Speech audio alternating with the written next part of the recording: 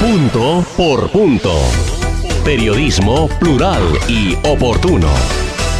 Me da mucho gusto darle la bienvenida a nuestra compañera comunicadora Michelle Onofre en esta colaboración, en este análisis especial para Punto por Punto. ¿De qué nos vas a hablar, Michelle? Bienvenida. ¿Qué tal? Pues un gusto siempre poder estar aquí en Punto por Punto. Ya teníamos algunas semanas sin salir y por ello pues quiero en primera instancia felicitar a todas las mujeres en este mes en el que conmemoramos el Día Internacional de la Mujer. Y particularmente con respecto a esto me gustaría comentar que pues este año 2015 para la Organización de las Naciones Unidas el lema es Empoderando a la Mujer, empoderando a la humanidad, imagínalo. Y hace una referencia muy específica a que las mujeres vivan sin violencia, a que las mujeres asistan a la escuela, se preparen y que tomen sus propias decisiones, particularmente en el sentido en el que se habla de una vida sin violencia. Lamentablemente durante este mes se enlutaron estas celebraciones con el asesinato de la precandidata del PRD, Aide Nava, esto por Aguacotzingo, allá en Guerrero.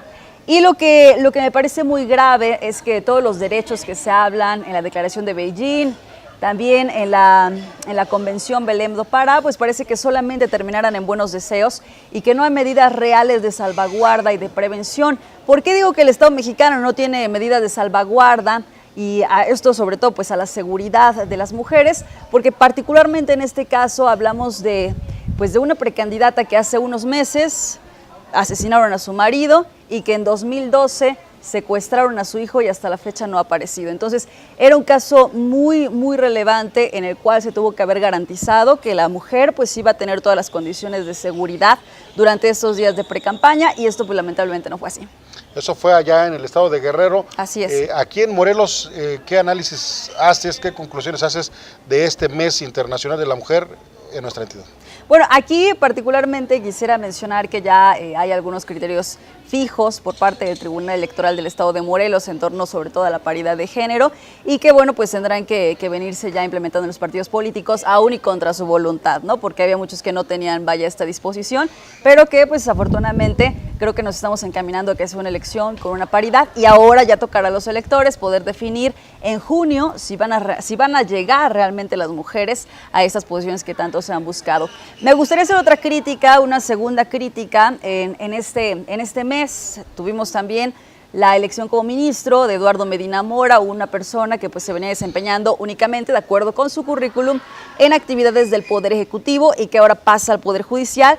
Y vaya la manera en pasar al Poder Judicial porque pues viene a encabezarlo, ¿no? Como ministro. Hay que recordar, y la crítica va en el sentido de que Eduardo Medina Mora, en su momento, él interpuso una acción de inconstitucionalidad por la despenalización del aborto en el Distrito Federal. Entonces esto nos puede hablar de la ideología que es muy conservadora por parte de Medina Mora y que ahora pues lo vamos a tener durante 15 años con estos criterios ya en funciones como ministro de la Suprema Corte. Y la crítica pues no quedaría únicamente en que se haga esta propuesta, en que parece que no hay una autonomía plena por parte del Poder Judicial, sino también en las y en los senadores que estuvieron avalando esta propuesta del presidente. Solamente para que me quede claro, Medina Mora combatió la despenalización de la interrupción del embarazo en el DF cuando él era titular del Ministerio Público. De la Procuraduría General de la República. Cuando él era procurador, entonces, pues lo que hizo fue promover una acción de inconstitucionalidad. Además de que no podemos dejar atrás que también estuvo en el CISEN. Es decir, las dependencias que históricamente han sido más violadoras de derechos humanos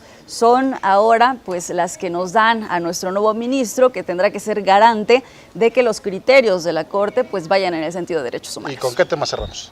Y por último quisiera comentar lo ocurrido, el caso Carmen Aristegui, que pues ha sido toda una ebullición en las redes sociales sobre todo, pero que además ha llegado a tal grado que incluso la Secretaría de Gobernación emite un comunicado que se lee hasta en programas de espectáculos en donde pues hace este deslinde, ¿no? Que no tuvieron nada que ver con esta decisión, pero que pues los hechos oscuros que se han venido presentando no pueden dejarnos pasar o no pueden dejar de poner nuestra atención en que pudiera haber un amordazamiento de la prensa, que me parece que es el reclamo social y que se ha venido manifestando en distintas plataformas. En ese sentido, lo único que me gustaría agregar es que MBS parece que en esta circunstancia que argumentan es solamente contractual, pues se involucran ya muchas posturas, diferentes personas, y en ese sentido parece que la compañía se alejó totalmente de lo que pudieran considerar su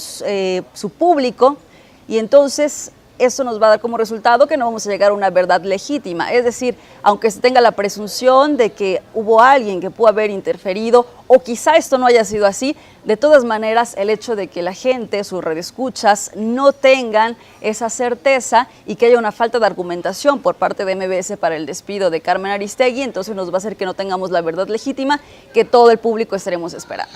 Bueno, seguramente pronto vamos a ver, seguramente reaparecer o en MBS, porque a la empresa le convendría muchísimo, lo mismo que a Carmen Aristegui, o en alguna otra empresa. Esta semana, por ejemplo, se dijo de manera extraoficial, Radio Centro subió en lo que es la bolsa de valores en más de 40% sus acciones por el solo hecho de que se rumoró que podría llegar ahí la comunicadora. No sabemos cómo vaya a desenlazar este asunto, es un asunto muy donde pasa no solamente el tema de la libertad de expresión, sino los avances logrados, el control, el restablecimiento del control del Estado sobre los medios, una polémica muy grande, pero yo creo que ya no hay pasos hacia atrás en ningún sentido. Definitivamente, yo creo que más allá de esta relación Carmen Aristegui con MBS, lo que hay que estar conscientes es que si hay una pérdida en cuanto a las oportunidades que tenemos el público en general de poder escuchar a tal o cual persona, ¿no? Es decir, podemos tener una afinidad con cierto locutor, pero si en este momento esa persona es sacada de los medios, pues entonces lo mejor será que en un futuro, en unos meses, quizás se reacomode todo y entonces podamos volver todos a tener la opción que cada quien desee escuchar, ¿no? Pues yo lo que diría es que en un país donde hasta hace unos años era imposible cuestionar al presidente, donde los medios de comunicación estaban sometidos ahora a un país que está naciendo la libertad de expresión, donde se llega hasta el exceso, para algunos es un exceso, es algo como un sacrilegio de cuestionar al presidente y a todo lo que está en su entorno. Bueno, pues yo lo que creo es que difícilmente este avance que ha logrado la sociedad y que hemos logrado los comunicadores va a tener reversa. Me gustaría nada más aquí agregar un silogismo simple a propósito de esto que se comenta por el caso Carmen Aristegui, que me parece ha sido el punto álgido de la discusión. Un silogismo muy simple, ¿no? Hay dos reporteros que realizan una investigación, que sustentan una investigación en donde parece que hay un conflicto de intereses por parte del presidente y sus gente cercana.